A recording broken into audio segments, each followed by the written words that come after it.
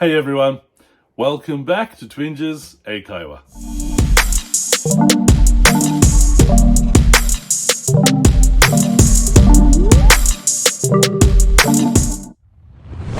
皆さんこんにちは。Twinges 英会話です。Welcome back。今日のワンポイントレッスンは Phrasal Verb 句動詞。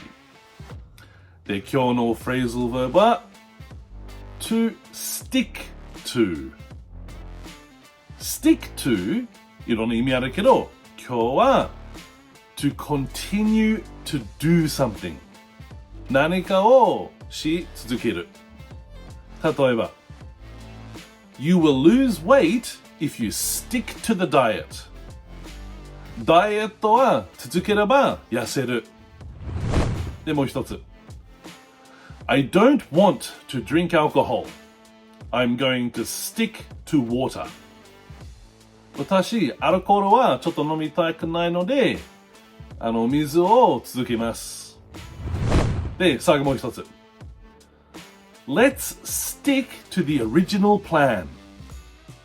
原の計画を続けましょう。はい、皆さん、じゃあもう一回。To stick to continue to do something。何かをし続ける。はい、皆さん勉強しましたか？はい、よかった。それで質問ならば、大変ならば、みんな下コメントお願いします。で、皆さん、いつも見る本当にありがとう。Thank you for watching and see you in the next one. Bye bye.